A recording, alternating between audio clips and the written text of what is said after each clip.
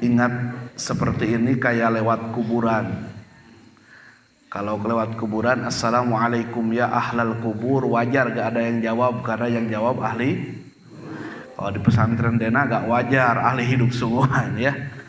Assalamualaikum warahmatullahi wabarakatuh. Jangan sampai kita jawab salam seperti odol. Tahu odol anak-anak? Odol itu kalau dipencet baru keluar. Kalau gak dipencet gak. Nah, jangan-jangan kita jadi salam odol. Ditekan dulu baru jawab ya. Nah.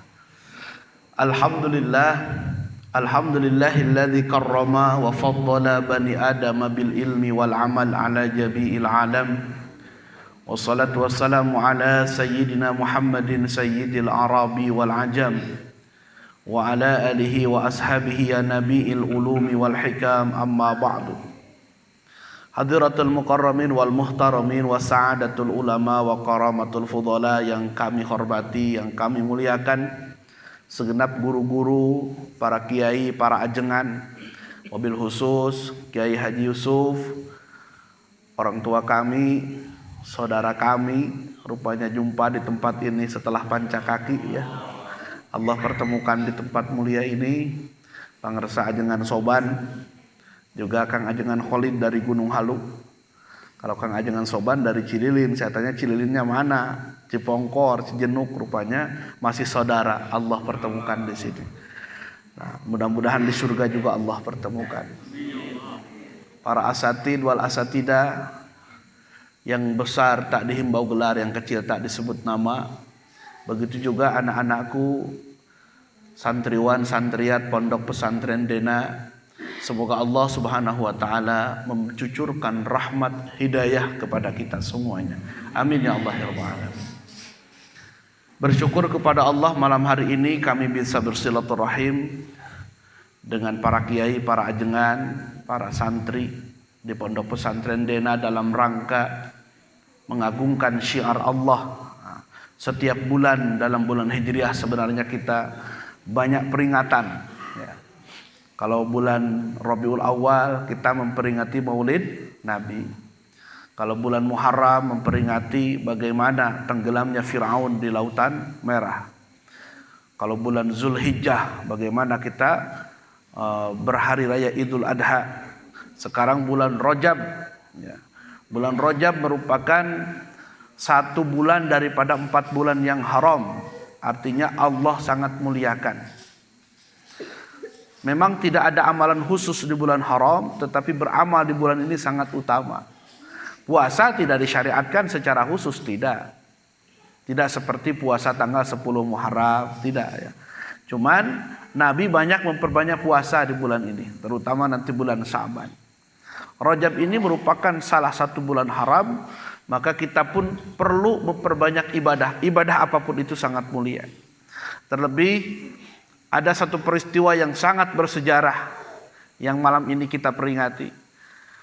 Peristiwa Isra dan Mi'rajnya baginda Nabi Muhammad SAW. Kalau kita lihat sejarah, latar belakang atau asal muasal kenapa peristiwa ini terjadi, setelah Rasulullah SAW dilanda berbagai macam kesedihan. Tidak tahu pada tahun berapa tepatnya, karena waktu itu kita belum punya kalender. Umat Islam baru punya kalender itu pada zaman Sayyidina Umar Ibn Khattab. Ketika masa Rasulullah bulan sudah ada, tetapi kalendernya belum ada ya. Nah, tapi dalam Al-Quran sudah dikabarkan oleh Allah surat At-Taubah, A'udzubillahi minasyaitonirrajim, inna iddatash syuhuri indallahi 12. Sesungguhnya hitungan tahun ya, hitungan bulan dalam satu tahun itu ada 12 bulan. Nah, jadi sekarang kalau kita ngikur ada bulan Januari, Februari itu kan Masehi ya. Nah, tetapi dari dulu bulan itu sudah ada. Untuk apa?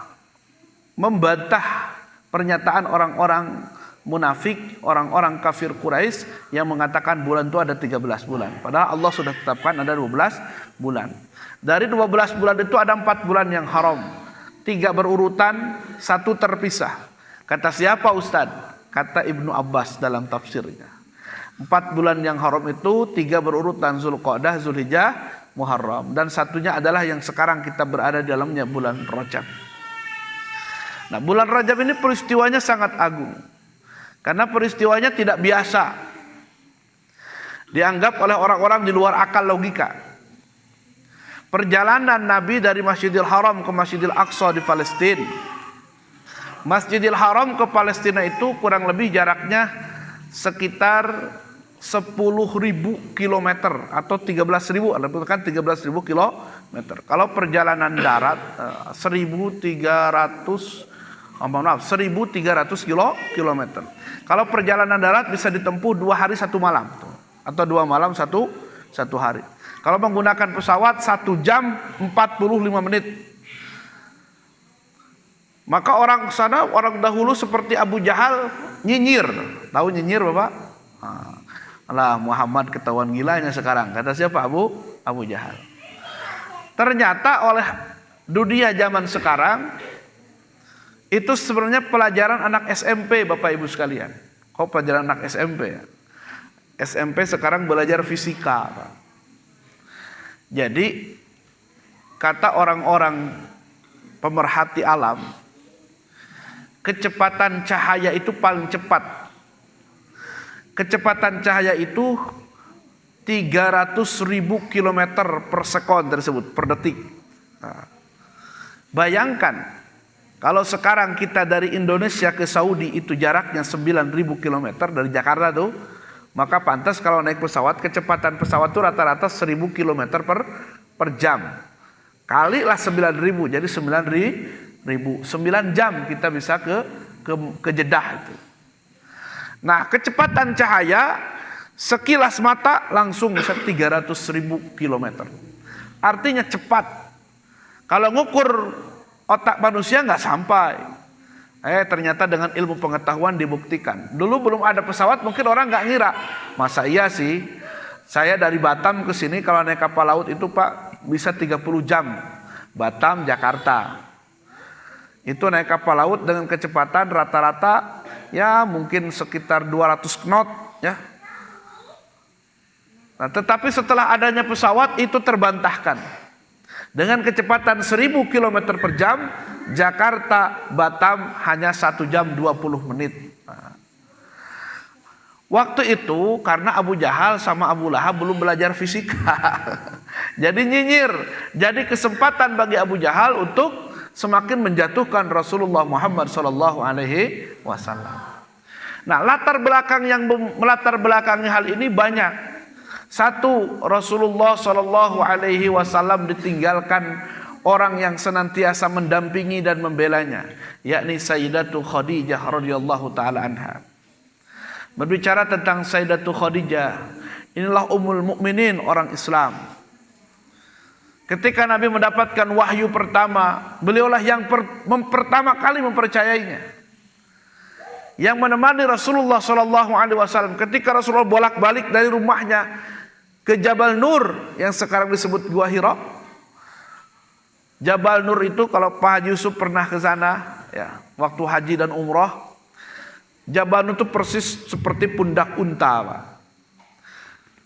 Kalau di negara kita mungkin situs itu sudah dilestarikan. Tetapi di Arab ini memang terhadap situs-situs sejarah kurang memperhatikan, Pak. Mungkin supaya tidak dijadi kultus, bisa jadi ya. Jabal Nur itu dulu malah tidak ada tangga, sekarang udah dibuat tangga-tangga kecil. Kalau kita mau naik ke atas harus fisiknya prima, Pak. Apalagi kalau umroh Agustus, September itu musim panas, siang-siang kita nggak bisa naik.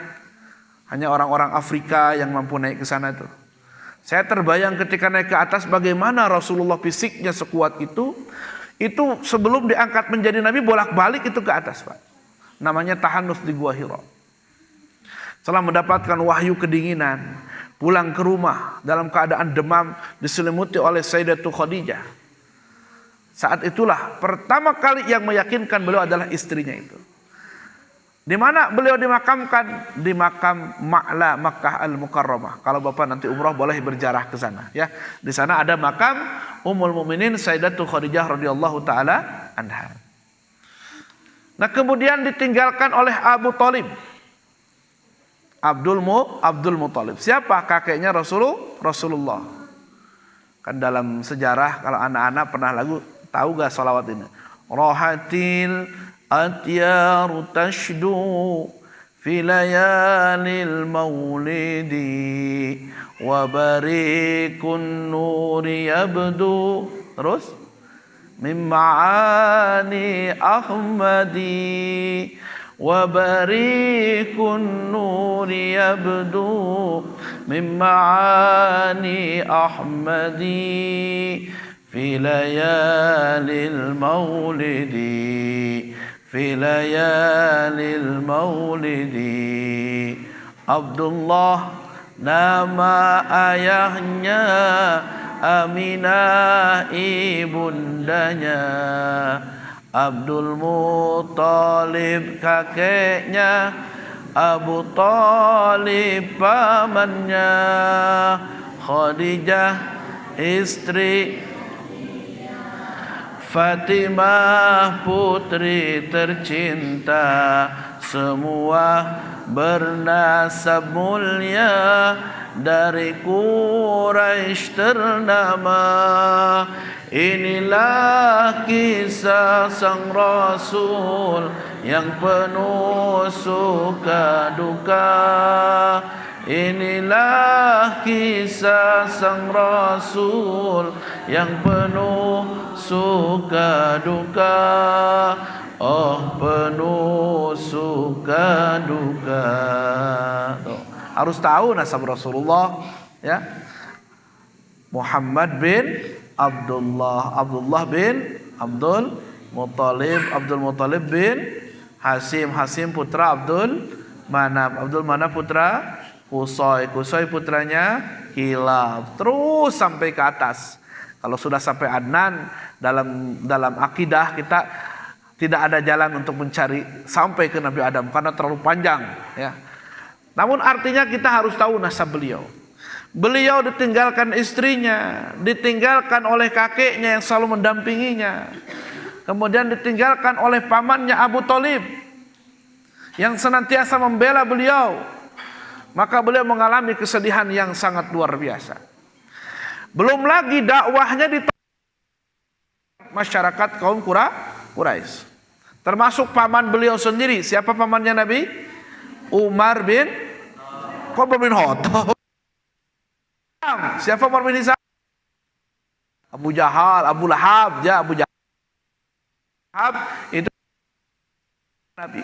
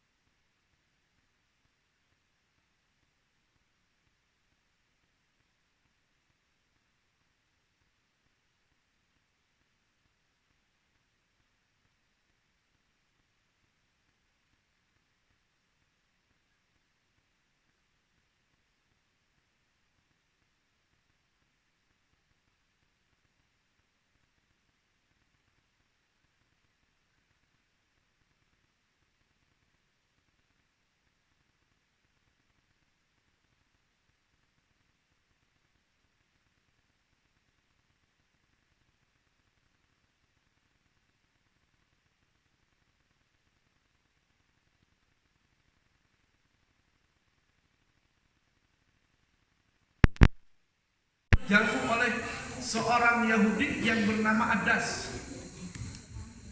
Jadi melihat Rasulullah itu kasihan dia, maka dia memberikan gugur kepada Rasulullah Sallallahu Alaihi Wasallam. Itu ada sejarahnya. Kalau kita berangkat, kemudian berangkat umroh dibawa sejarahnya ke sana. Kemudian ada satu tempat Masjid Ad-Dukhon dikejar-kejar sama orang-orang Taif, ada asap tiba-tiba, maka ada Masjid Dukhon. Nah, Rasulullah SAW sempat di masjid itu didatangi oleh Malakul Jibal. Siapa itu? Malaikat Al-Jibal, penjaga gunung. Jadi di gunung itu ada malaikatnya, Pak, jangan salah. Nggak tahu di sini ada gunung apa nih. Ada malaikatnya itu. Kata malaikat penjaga gunung, ya Muhammad, minta engkau kepada Allah, niscaya akan aku angkat gunung yang paling besar di kota Mekah, bukit yang paling besar akan kulemparkan pada orang-orang baik. Namun Rasulullah SAW tidak mengaminkan, malah berdoa, ya Allah, apa aja kata baginda Nabi SAW, semoga kau jadikan daripada tulang sulbinya orang-orang Taif orang-orang yang mendapatkan hidayah. Bayangkan hikmahnya, seberapa berat ujian dakwah kita, jangan sampai kita putus asa. Banyak orang sholat, orang tak mau sholat, terserah kamu lah, saudara kamu, jangan. Ya, Rasulullah SAW ngajak sampai berdarah, ditawari oleh malaikat Jibril, ditawari oleh malaikat penjaga gunung, tidak mengiyakan, malah mendoakan kebaikan. Dalam perjuangan dakwah itu luar biasa. Jadi perjalanan daripada Taif, Rasulullah SAW sekalipun tidak membawa hasil apa-apa, tetapi sampai saat ini Taif 100% penduduknya Muslim. Itu berkat doa siapa? Nabi Muhammad SAW. Yang kita berdakwah di lingkungan kita, nggak ada orang terima. Siapa tahu tahun ini enggak, tahun depan mungkin ada. Kan gitu. Pulanglah Rasulullah dari Taif sampai beliau di Mekah. Sebelum sampai ke rumahnya, maka beliau baca Quran. Di saat baca Quran turun wahyu surat Jin. Qul uhiya ilayya annahu, apa coba baca? Ada apa surat Jin? Qul uhiya ilayya coba. Lihat udah hafal Quran mana? Surat Jin. Ayo surat Jin nih. Ya. Nah, dikatakan di sana, maka ketika Rasulullah membaca Al-Quran, aku mendengar satu bacaan Al-Quran nama astaghfiru minal jinni. Ada jin yang mendengar Rasulullah baca Al-Quran, faqalu, maka ia berkata, inna sami'na Qur'anan ajaba. Sungguh aku mendengar bacaan Al-Quran yang menakjubkan. Kata siapa itu? Jin. Jadi Rasulullah didatangi oleh jin. Rasulullah baca Al-Quran, jin datang, senang dia. Nah, rupanya jin ini memproklamirkan 2 kalimat syahadat di depan Rasulullah Muhammad SAW. Nah, ini semua, sekalipun saudara kita, tetangga kita nggak ada terima dakwah, buktinya masih banyak terima yang lain. Bisa jadi kita dakwah, Pak, di sini nggak diterima, di tempat lain pasti diterima oleh Allah, kan gitu. Saya di Cidirin mondok lama, kita jelas. Mondok lama saya di kaum di apa Ajengan Muhyiddin. Begitu selesai mondok, disuruh ngaji kitab, kata orang sana, alah santri kemarin bisa apa gitu. Ya betul, ngaku ya Pak ya. Hijrah ke Batam, mana di Batam, mana dengernya kan gitu. Dari Batam balik lagi ke Bandung gitu. Rasulullah SAW tidak dengar di Taif, datang jin yang langsung mendengar. Jadi tidak dari golongan manusia, ada golongan jin. Ada beberapa jin yang mendengar Rasulullah baca Al-Quran, kemudian mereka berikrar syahadat di hadapan Rasulullah Muhammad SAW. Tapi kita jangan mau sama nengok jin, Pak Ustaz, jangan. Ya. Jin itu mau nengok jin nggak? Mau nengok jin nggak? Mau? Perempuan mau nengok jin? Ada yang mau? Jin itu yang paling ganteng nih jin, seburuk-buruk manusia. Lu dari segi fisik, wah itu nggak mau ya. Nah, jin itu mengatakan kepada Rasulullah SAW, di antara kami ada yang muslim, wa minnal qasitun, ada yang kafir. Ya. Yang muslim taharraw rasada, mereka selalu mencari jalan yang lurus. Tetapi yang kafir, mereka tetap li jahannam hataba, mereka menjadi bahan bakarnya api neraka. Jadi di dalam neraka juga ada jin yang jadi bahan bakar api neraka. Enak kali jin ya. Kenapa enak?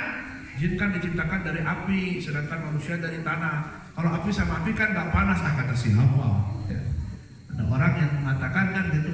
Enak kali jadi setan, masukkan ke neraka kan sama bahan bakunya dari api katanya. Kalau kita dari tanah lah pasti panas. Kalau jin kan enggak. Coba gaplok kita, pukulkan tangan ke pipi, sakit dia kira-kira? Sakit, padahal tercipta dari tanah juga. Nah itulah kira-kira jawabannya ya. Jadi sekalipun dari api diciptakan, kalau sudah masuk neraka ya tetap sama sakitnya. Nah di sanalah hikmahnya. Ternyata Rasulullah ditolak dakwah di tempat yang lain. Di tempat yang lainnya ada yang menerima, malah golongan jin yang menerima dakwahnya Rasulullah Muhammad SAW. Kalau kita nanti mudah-mudahan berangkat umroh, amin. Nanti kita akan tahu ada masjid jin di sana. Mudah-mudahan kita mampir ke Taif nanti, amin. Taif itu tempatnya sama di ujung Berung, dingin. Ya, tapi jangan dibayangkan banyak pohon, enggak. Tapi di sana wortel tumbuh bagus. Ada bonteng, tahu bonteng? Bonteng tahu nggak? Bonteng, timun, bonteng itu ya, timun. Stroberi di sana subur, melon. Pokoknya itu luar biasa. 100% Muslim dengan asbab doanya Nabi Muhammad SAW. Nah setelah itu Rasulullah sampai di Mekah satu malam, datanglah Jibril alaihi salatu wassalam. Jibril datang. Hendak apa membawa Rasulullah di satu tempat, maka Rasulullah dibelah dadanya. Setelah dibelah dadanya, dibersihkan daripada sifat-sifat yang kotor, kemudian dicuci kata Nabi SAW, dan dia mencuci waghasala bil ma'i zamzam. Dia Jibril membersihkan isi yang ada di dalam dadaku dengan air zamzam. Jadi kalau ingin tahu proses operasi yang canggih, itu lebih canggih daripada operasi sekarang. Sekarang operasi harus dibius dulu ya, dibius. Saya belum pernah dioperasi, istri saya sudah 2 kali dioperasi. Saya 1 kali mau dioperasi sekutu aja nggak jadi, nggak mau akhirnya saya ya. Tapi Rasulullah pernah dioperasi Pak, dibelah dada. Dadanya langsung, siapa yang operasi? Malaikat Jibril, dibelah dadanya, dicuci dengan air zam-zam. Dibersihkan daripada sifat kotor, sifat iri, dengki, hasud. Allahu Akbar. Kita belum dicuci nih Pak sama Jibril Pak, maka harus cuci sendiri. Harus cuci sendiri. Rasulullah dicucikan. Sama siapa? Sama makhluk yang suci. Siapa makhluk yang suci? Jibril alaihi. Bagaimana tidak suci? Jibril itu sehari-harinya ibadah tidak berdosa. Disebut Ruhul Qudus. Ya, ruh yang suci. Malaikat itu kan tidak pernah punya dosa, tidak makan, tidak minum. Maka kalau kita berpikir bahwa makanan yang mengenyangkan kita salah. Bagi manusia itu sebab ya. Tapi buktinya ada orang yang nggak makan, yang nggak minum, makhluk Allah tapi hidup siapa? Malaikat. Jadi makan minum itu hanya sebab, hakikatnya Allah yang mengenyangkan. Buktinya ada makhluk Allah yang gak makan, gak minum, tetap hidup. Siapa? Malaikat. Bersih, tidak pernah berdosa. Bagaimana berdosa setiap saat senantiasa bertasbih kepada Allah? Nah itu malaikat terus aja dalam keadaan. Ada lagi makhluk Allah yang tidak pernah berbuat baik, bermaksiat terus. Siapa? Setan. Gak pernah berbuat baik. Nah kalau ada manusia yang jahat terus gak pernah berbuat baik, berarti tapi kan gak ada manusia seperti itu. Sejahat apapun manusia tetap ada perbuatan baiknya. Dibelahlah dada Rasulullah SAW.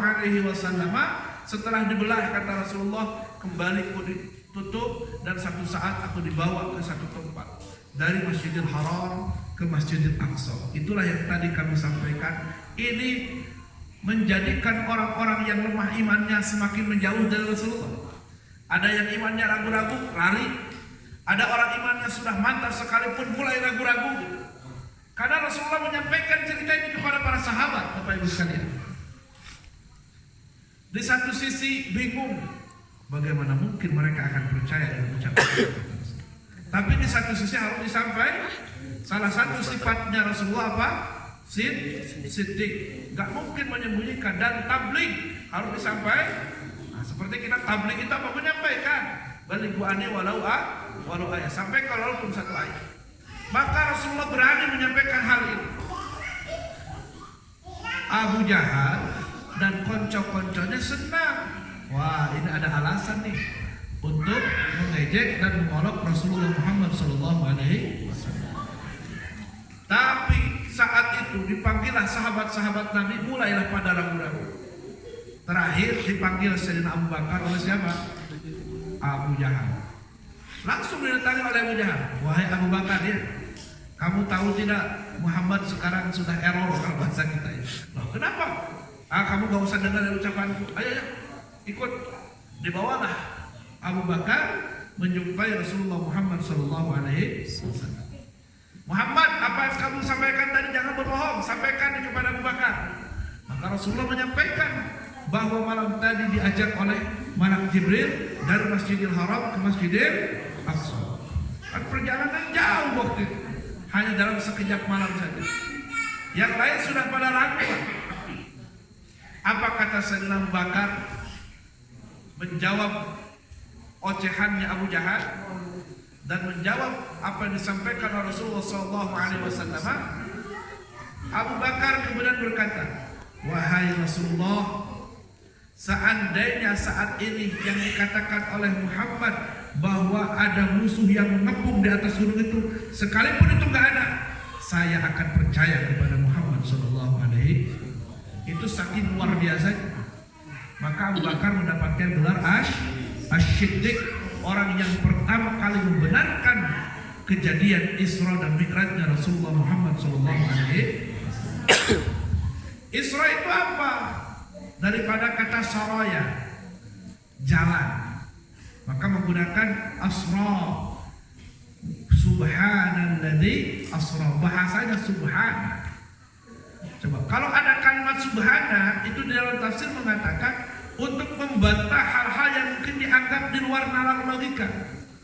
Coba kalau kita melihat keindahan alam, Masya Allah, Masya Allah. Tapi kalau ada orang yang dengan sombong, yang saya punya kebun di bambu, kalau sekarang gara-gara saya nih, maka bilangnya subhan, maha suci Allah. Kembalikan kepada Allah, kita kan bisa berbuat apa-apa. Maka di sini pun sama, subhanalladzi asra. Maha suci Allah yang telah memperjalankan bi'abdihi, kepada hamba. Hambanya di sana ada dhamir. Siapa hamba itu? Rasulullah. Lailan, pada suatu malam, minal Masjidil Haram, dari Masjidil Haram ilal Masjidil Aqsa, ke Masjidil Aqsa. Alladzi barakna haulahu, yang kami berkahi sekelilingnya, linuriyahu min ayatina, dan kami perlihatkan tanda-tanda kebesaran kami. Ini baru sampai pada ayatnya nih. Jadi kalau ayat Isra ini belum ayat Mi'raj. Ini ayat Isra. Surat Al-Isra ayat 1 yang tadi dibaca oleh dua qori kita. Ya, dua langsung ya. Maha suci Allah yang telah memperjalankan. Siapa yang memperjalankan? Allah. Kalau Allah sudah memperjalankan, ya wajar. Allah yang menguasai alam semesta. Nabi Muhammad tidak jalan sendiri. Nabi Muhammad diperjalan. Datang Jibril menjemput Rasulullah. Kata Rasulullah, aku dijemput oleh Jibril dengan satu kendaraan yang lebih tinggi daripada himar, lebih kecil daripada bigol. Lebih tinggi dari himar. Himar itu kecil, Pak. Kuda kecil lah, kuda segede emek gitu ya, tapi bisa bawa gitu. Nah, tapi lebih kecil, lebih besar daripada bigol. Tidak sebesar kuda juga. Tapi itu kendaraan sangat cepat. Saking cepatnya sekejap mata kita melihat udah kemana. Sesuatu yang cepat di Arab itu disebut dengan barkun. Apa? Barkun. Nah, ciri isim barkun. Tapi kalau pakai alif lam, al-barku. Tidak bisa al-barkun. Barku kalau pakai alif lam jadi al-barku. Kalau tidak ada alif lam, barkun. Apa itu? Secepat kilat. Maka yang sesuatu yang secepat kilat berubah menjadi barang atau benda jadi burakun. Apa? Burok. Seringlah disebut kendaraannya Nabi ketika Isra dan Mi'raj adalah burok. Kendaraan yang sangat cepat melebihi kecepatan cahaya. Kecepatan cahaya saja 300.000 per detik. Apalagi ini burok.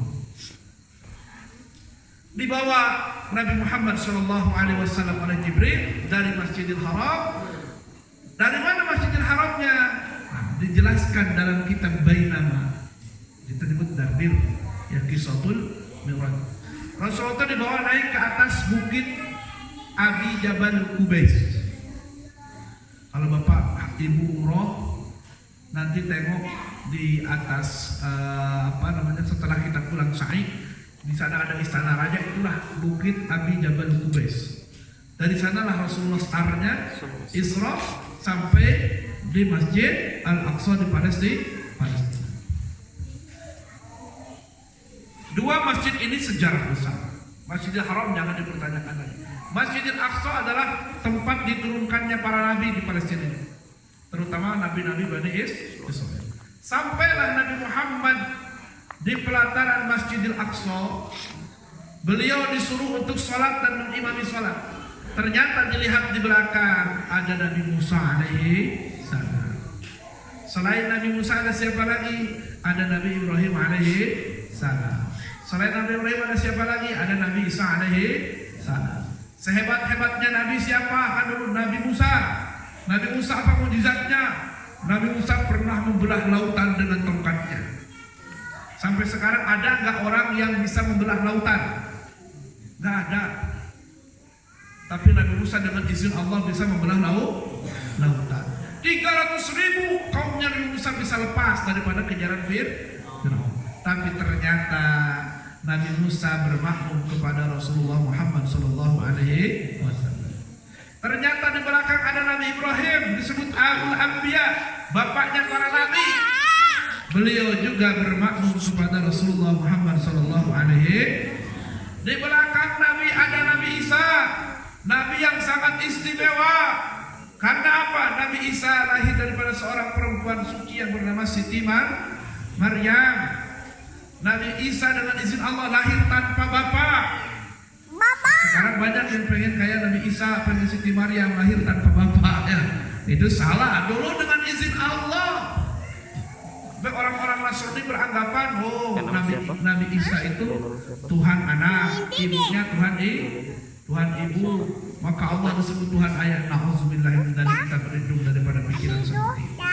Nabi Isa alaihissalam diberi mukjizat bisa menghidupkan orang mati.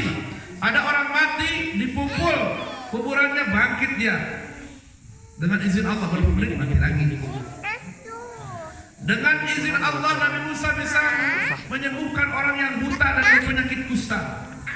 Tapi ternyata ia bermakmum kepada Nabi Muhammad SAW. Itu apa maksudnya? Setelah Nabi Muhammad diturunkan oleh Allah Subhanahu wa taala, maka ajaran-ajaran Nabi terdahulu dimansuh oleh datangnya Nabi Muhammad SAW. Termasuk Nabi Isa. Satu saat beliau akan turun di akhir zaman. Kapan akhir zaman Pak Ustaz? Kiamat. Wallahu a'lam bishawab. Cuman ciri-ciri ada. Kan sekarang lagi viral, katanya bukit-bukit di Arab menghijau, betul? Kan saya bolak-balik ke jamaah umroh, memang menghijau Pak, tapi itu siklus tahunan. Kalau musim hujan antara Desember, Januari, Februari, itu biasanya rumput banyak karena hujan. Tapi kan tidak semua tanah Arab, hanya sebagian-sebagian kecil saja. Ada yang mengait-ngaitkan dengan kiamat sebentar lagi, dari dulu juga sama. Yang paling penting harus kita takutkan bukan tanda-tandanya. Kita mati pun itu sebenarnya kiamat bagi kita. Persiapan apa yang sudah kita siapkan untuk menghadapi hari kiamat. Nah, Nabi Isa akan turun di akhir zaman, di hari kiamat, bukan dengan membawa syariat beliau, tapi tapi membawa syariat Nabi Muhammad SAW. Sampailah di sana, maka Rasulullah Shallallahu Alaihi Wasallam dibawa Mi'raj. Nah ini baru Isra nih. Mi'raj itu bagaimana? Perjalanan Rasulullah dari Masjidil Aqsa menembus langit pertama sampai ke langit ketujuh, sampai ke Sidratul Muntaha, di mana Rasulullah Shallallahu Alaihi Wasallam berjumpa langsung, berhadap-hadapan dengan Allah Subhanahu Wa Taala. Satu yang harus diingat, bukannya Allah butuh tempat, bukan. Karena ada yang beranggapan kalau begitu ternyata Allah butuh tempat ya menjumpai Rasulullah di Sidratul Muntaha. Bukan Allah yang butuh tempat, tetapi Rasulullah juga adalah makhluk. Rasul sebagai makhluk yang butuh tempat untuk langsung berhadapan dengan Allah Subhanahu wa Ta'ala. Perjalanan Rasulullah dari Masjidil Aqsa ke Sidratul Muntaha ini, Pak, Bapak Ibu sekalian, adik-adikku, anak-anak kami, banyak mengalami peristiwa penting. Disebutkan dalam Kisahul Mi'raj, baru naik langit pertama Rasulullah Shallallahu Alaihi Wasallam sudah dihadapkan dan diperlihatkan hal yang aneh-aneh. Jadi Rasulullah lihat ada orang yang mencakar kepalanya sendiri, ya. Kemudian keluar otaknya, dicakar-cakar keluar, tapi balik lagi seperti biasa, terus seperti itu. Nah, Rasulullah bertanya kepada Jibril, ya Jibril, itu apa Pak orang seperti itu? Apa jawab Jibril alaihissalam? Ya Muhammad, itulah gambaran orang yang suka melalai-lalaikan waktu sholat. Apa itu? Orang yang melalaikan waktu. Dalam Al-Quran, orang yang melalaikan waktu sholat, innal munafiqina yukhadi'una Allah wa huwa khadi'uhum wa idza qamu ila sholati qamu kusala. Ketika mereka dipanggil untuk mendirikan sholat, mereka bermalas-malasan. Hayya 'alas shalah.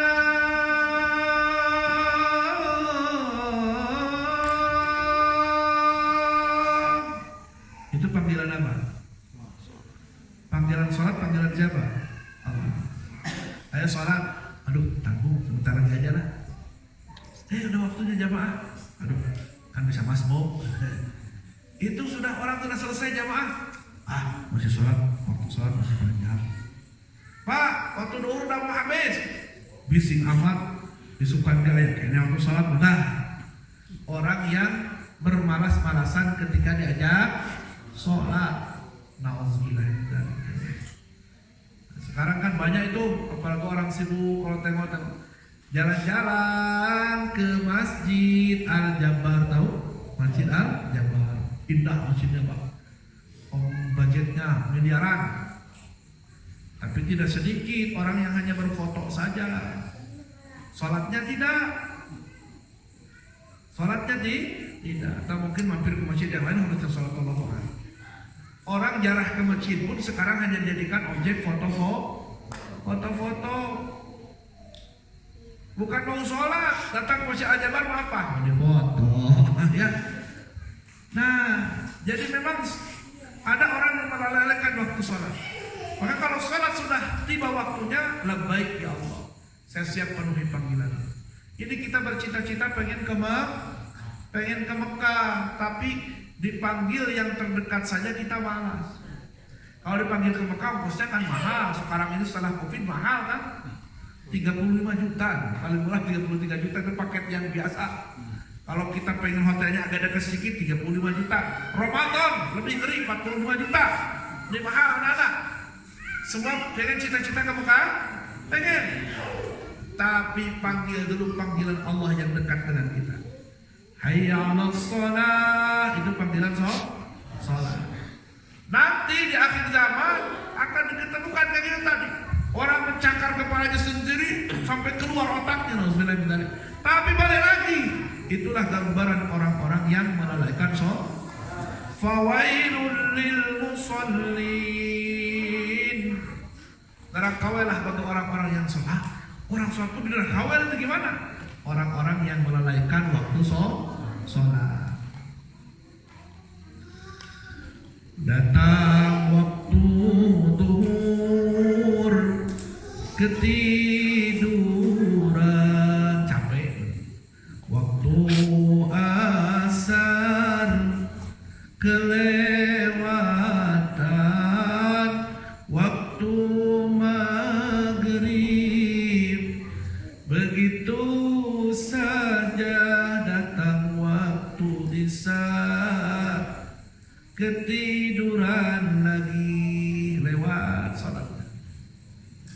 dilewat terus. Gambarannya akan seperti itu. Tiba satu waktu lagi Rasulullah SAW melihat ada seorang perempuan tua, sudah nenek-nenek, memanggil beliau, dipanggil Ahmad, Ahmad. Karena Rasulullah terkenal di langit itu dengan sebutan Ahmad. Tapi di dunia kok namanya Muhammad. Di dunia namanya Muhammad, di langit terkenal dengan sebutan Ahmad. Sebutan Rasulullah itu banyak, Ahmad, Yasin, Toha. Makanya kita sering baca Toha itu pada Muhammad. Yasin, salatullah, salamullah ala Toha Rasul. Salatullah, salamullah ala Yasin. Nah, itu sebutan Nabi ya. Toha, Yasin. Ahmad, Ahmad, ta'al huna. Ahmad, hadir aja. Itu bahasanya. Hadir. Rasulullah hanya lewat saja. Ditanyalah sama Jibril. Ya Jibril, siapa mereka? Siapa itu Jibril? Kata Jibril, itulah gambaran duniamu saat ini ya Rasulullah. Duniamu saat ini sudah tua seperti nenek-nenek itu. Tapi perhiasannya banyak ya. Itulah gambaran dunia. Udah tua tetapi berhias terus, menolak tua. Udah tua tetapi menolak tua. Dunia saat ini kita lihat semakin berhias dengan segala macam pernak-perniknya. Padahal dunia itu sudah tua. Buktinya dunia sudah tua, bencana semakin sering. Baru beberapa bulan yang lalu Cianjur dilanda gempa, tuh. Sekarang pindah gempanya kemana? Turki. Di Turki sampai puluhan ribu orang meninggal dunia. Kenapa gempa bisa makan korban? Karena mereka ditimpa runtuhan. Di Cianjur gak begitu banyak. Yang tertimpanya ya paling sama genteng. Tapi di Turki dalam gedung-gedung bertingkat. Gak kebayang kalau Jakarta kena gempa, gedung-gedung bertingkatnya tumbang. Masya Allah, na'udzubillah. Pasti akan makan banyak korban. Gunung-gunung meletus. Dari dulu ada, tapi sekarang semakin sering. Kan dunia itu di bawahnya itu banyak air, banyak patahan. Semakin lama pasti semakin turun, goyang sedikit. Bayangkan baru 4,5 skala Richter, baru 7,4 skala Richter udah gojrang dunia. Bagaimana kalau 74 skala Richter? Itulah yang Allah gambarkan. Idza zulzilatil ardu zilzalaha. Idza zulzilatil ardu, ketika bumi digoncangkan. Diedek-edek orang Sunda mata bumi itu. Kalau kita punya rumah di atas air, beberapa desa gulingan anu teh, kolam. Coba digigit rumah. Goyang. Bumi juga sama, digoyangkan sedikit sama Allah udah mulai. Ada lagi yang lebih dahsyat, wa akhrajatil ardu athqalaha. Akan datang satu saat keluar dari bumi. Masya Allah, gak kebayang. Itu tandanya dunia semakin tua. Maka karena dunianya semakin tua, jangan keantengan di dunia ini. Maka pentinglah para ulama, para guru ini mengumpulkan adik-adik semua ke sini. Ini untuk generasi ke depan. Tapi dunia juga udah tua lah Pak Ustaz. Harapan harus panjang. Jangan karena merasa dunianya saja sudah tua. Tengoklah semangatnya abang-abang kita yang tunarungu itu, ya, yang tidak mendengar. Sebenarnya secara agama mungkin mereka disebut mukallaf ya, tetapi mungkin dosa juga dikurangi. Kalau kita saban hari melihat, mendengar ya, bisa ngomong, banyak ngomong. Mereka nggak bisa ngomong, berarti hilang dosa bicara. Nggak bisa mendengar, hilang dosa tapi tetap semangat menjalani hidup. Jangan sampai kita udah diberikan Allah nikmat, nggak semangat. Saya mau mati aja dah, Masya Allah. Mati mah satu saat juga bakal. Jangan diinginkan. Kata Imam Ghazali, kalau kamu punya masalah hidup sekian banyak, jangan minta kepada Allah cepat mati, jangan. Datang ke kuburan, tengok bagaimana orang-orang di kuburan itu. Kira-kira tanya dalam hatimu, kira-kira apa keinginan orang-orang sudah mati? Keinginan orang-orang yang sudah mati itu hanya satu, apa? Pengen balik ke dunia. Loh kok bisa? Pengen balik ke dunia kenapa? Pengen beramal soleh, itu saja. Mumpung Allah berikan kita hidup di dunia, napas masih ada, maka jangan sampai putus asa ketika mendapatkan masalah hidup. Nah itu, dunia sudah semakin tua memang, tetapi harus semangat hidup dalam rangka fastabiqul khairat.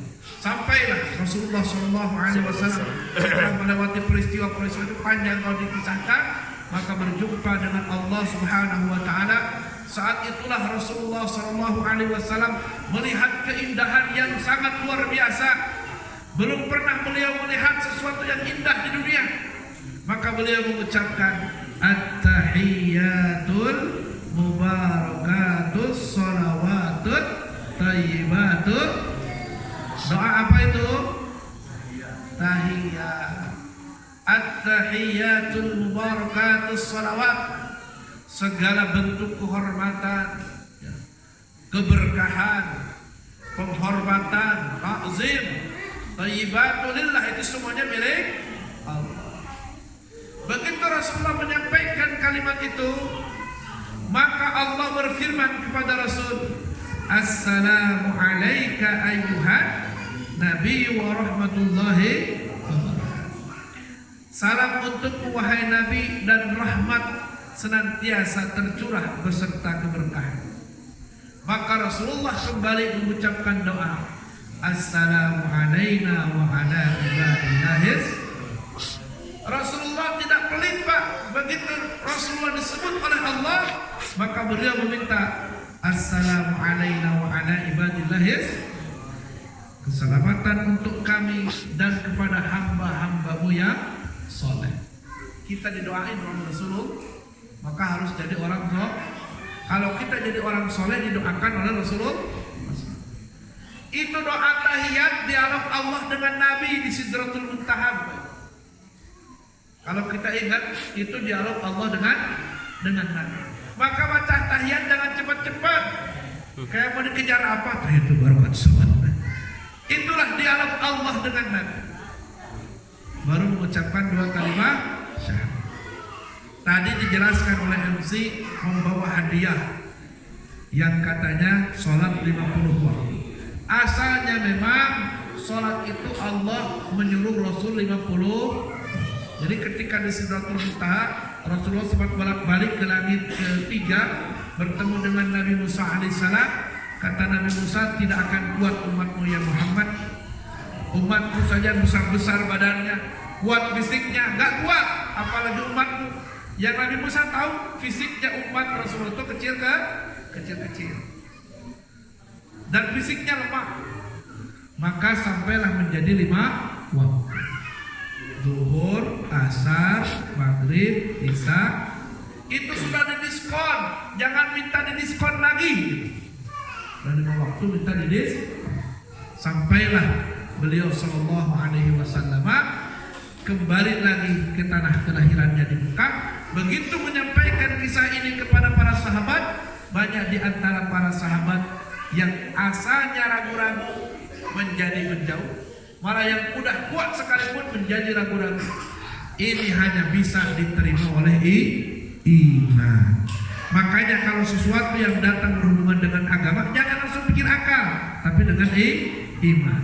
Kalau sudah iman, baru akal berpikir. Inna fi khalqis samawati wal ardi wa ikhtilafil laili wan nahar la ayatin li ulil albab. Tadi kecepatan cahaya lebih cepat daripada 300.000 km kecepatan cahaya. Sesungguhnya dalam penciptaan langit dan bumi dan bergantinya siang dan malam la ayatin li ulil, bukan kepada jadi ayat, jadi tanda-tanda bagi orang Islam, tidak. Bagi orang yang belajar tidak, tapi liulil albab, bagi orang-orang yang berfikir. Maka gunakan akal kita untuk merenungkan kebesaran Allah Subhanahu wa Ta'ala. Itu saja yang mungkin bisa kami sampaikan. Sudah jam 10 lebih 15 tidak terasa. Semoga Allah Subhanahu wa taala menjadikan majelis ini majelis yang penuh keberkahan. Anak-anak santri semuanya bisa mengikuti jejak Rasulullah SAW, semangat dalam menuntut ilmu dan berdakwah, dan kita semuanya menjadikan umatnya yang istiqomah di dalam sunnahnya. Hadanallahu wa iyyakum ajma'in. Wallahu a'lam bissawab. Wassalamu